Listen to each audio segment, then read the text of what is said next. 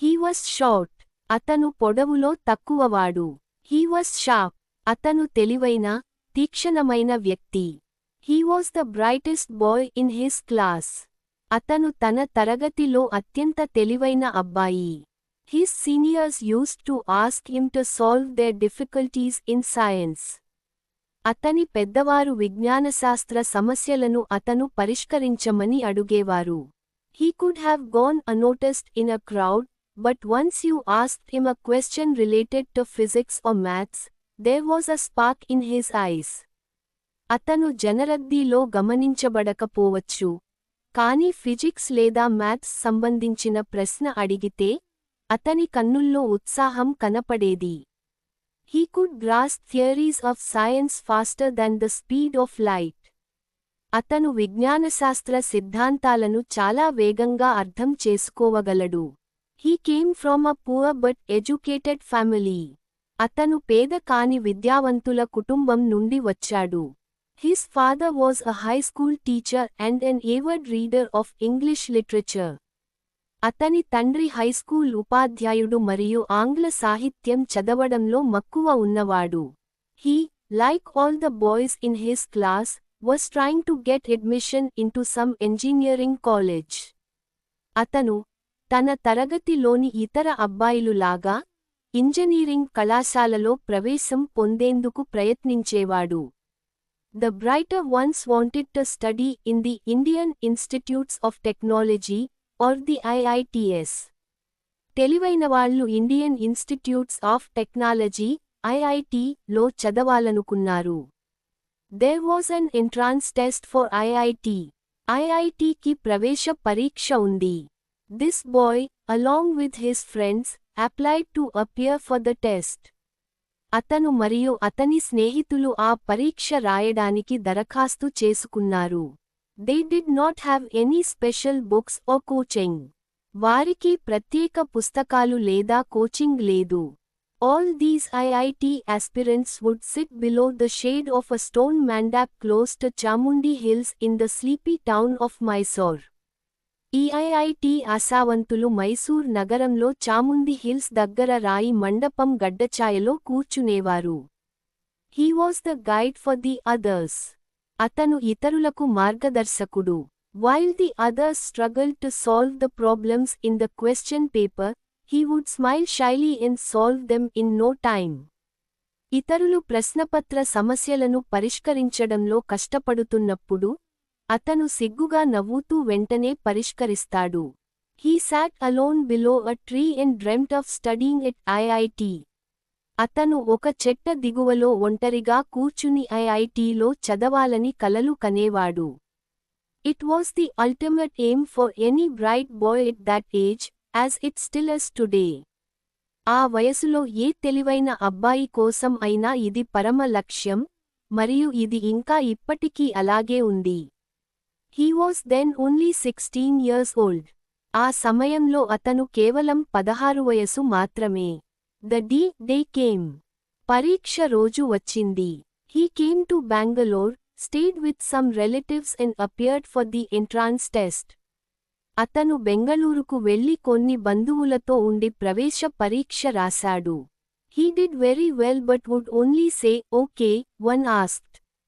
అతను బాగా చేయడం జరిగింది, కాని అడిగితే మాత్రమే ఓకే అని చెప్పేవాడు.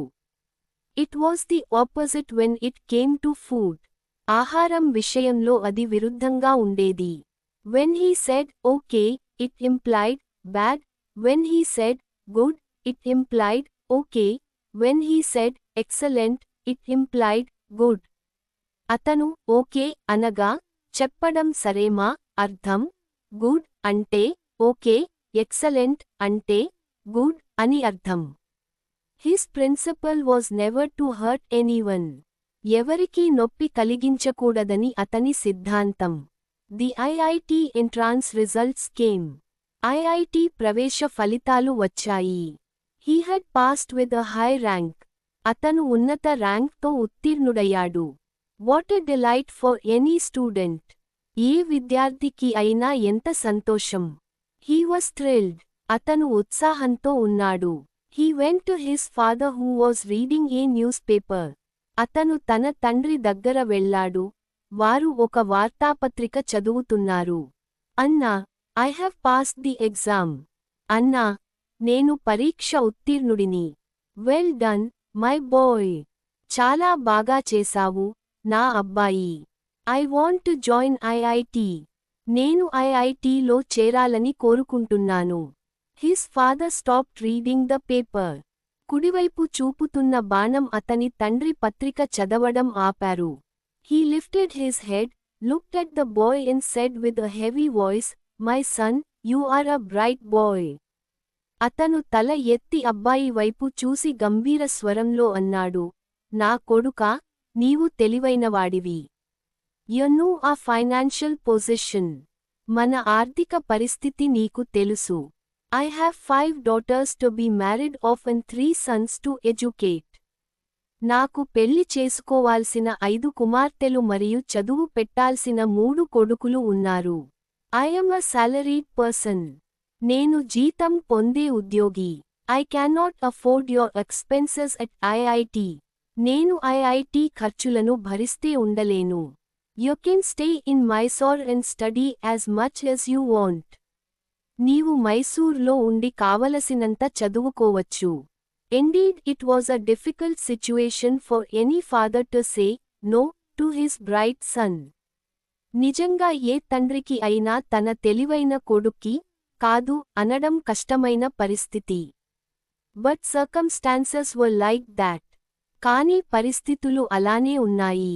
It was common then for the man to be the single earning member with a large family dependent on him. ఆ సమయంలో పెద్ద కుటుంబం అతనిపై ఆధారపడిన పరిస్థితిలో ఒక్కొక్కరే సంపాదకుడు ఉండడం సాధారణం. His father was sad that he had to tell the bitter truth to his son. తన కొడుక్కి కఠినమైన నిజం చెప్పాల్సి రావడం వల్ల అతని తండ్రి బాధపడ్డారు. But it could not be helped. కానీ సహాయం చేయలేరు. The boy had to understand reality. ఆ అబ్బాయికి వాస్తవం అర్థం చేసుకోవాల్సి వచ్చింది. The teenager was disappointed. ఆ యువకుడు నిరాశ చెందాడు. It seemed his dreams had burned to ashes. అతని కలలు దగ్ధమైనట్టుగా అనిపించింది. He was so near to fulfilling his fondest hope, yet so far. అతను తన అత్యంత ఆశలను నెరవేర్చడానికి చాలా దగ్గరగా ఉన్నాడు, అయినా చాలా దూరం. His heart sank in sorrow.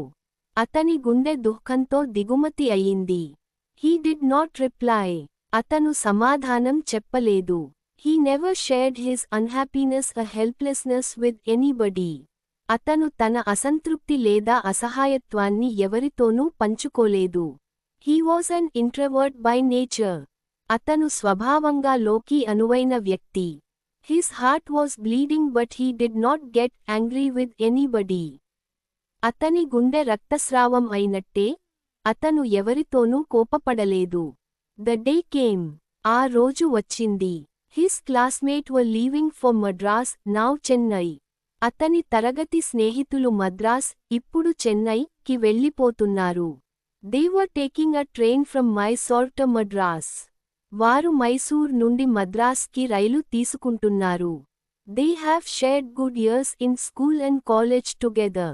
వారు స్కూల్ మరియు కళాశాలలో మంచి సమయాన్ని కలిసి గడిపారు. He went to the station to say goodbye and good luck to them for their future life. భవిష్యత్ జీవితానికి శుభాకాంక్షలు చెప్పడానికి అతను స్టేషన్కి వెళ్ళాడు. At the station, his friends were already there. స్టేషన్లో అతని స్నేహితులు ఇప్పటికే అక్కడ ఉన్నారు. They were excited and talking loudly. వారు ఉత్సాహంతో ఉన్నారు మరియు గట్టిగా మాట్లాడుతున్నారు. The noise was like the chirping of birds. ఆ శబ్దం పక్షుల మురిప లాగే ఉంది. They were all excited and discussing their new hostels, new courses etc. వారు అందరూ ఉత్సాహంగా ఉండి కొత్త హాస్టళ్లు, కొత్త కోర్సులు గురించి చర్చిస్తున్నారు. He was not part of it. అతను ఇందులో భాగం కాదు. So, he stood there silently. కాబట్టి, అతను అక్కడ నిశ్శబ్దంగా నిలిచాడు. One of them noticed and said, you should have made it. వారిలో ఒకరు గమనించి, నీవు చేయగలిగేవాడివి అని చెప్పాడు. He did not reply. అతను సమాధానం చెప్పలేదు. He only wished all of them. అతను కేవలం వారందరికీ శుభాకాంక్షలు చెప్పాడు. They waived at him as the train slowly left the platform. రైలు మెల్లగా ప్లాట్ఫారం నుండి వెళ్ళినప్పుడు వారు అతనికి చేతులు కదిలించి వీడ్కోలు ఇచ్చారు. He stood there even after he could no longer see the train or the waving hands. రైలు లేదా చేతులు చూడలేనంతైనా అతను అక్కడ నిలిచాడు. It was the June of 1962 in Mysore city. Mysore నగరంలో 1962 జూన్ నెల. Monsoon had set in and it was getting dark. వర్షాకాలం మొదలైపోయింది మరియు చీకటి పడుతుంది. It had started to drizzle. చినుకులు రావడం మొదలైంది. Yet he stood there motionless. అయినప్పటికీ అతను అక్కడ కదలకుండా నిలిచాడు. He said to himself, without anger or jealousy, all students from the IITs study well and do big things in life.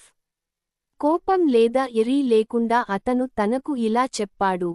అన్ని IIT విద్యార్థులు బాగా చదువుతూ జీవితంలో గొప్ప పనులు చేస్తారు. But it is not the institution. Ultimately it is you and you alone who can change your life by hard work. కానీ అది సంస్థ కాదు. చివరికి కఠిన శ్రమ ద్వారా నీ జీవితాన్ని మార్చగల వ్యక్తి నీవే.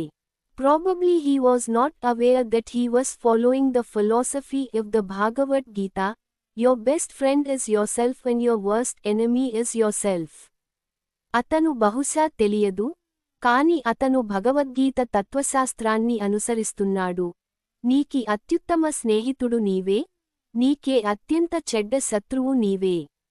Later he worked very hard, and focused on one thing, never bothering about his personal life or comforts.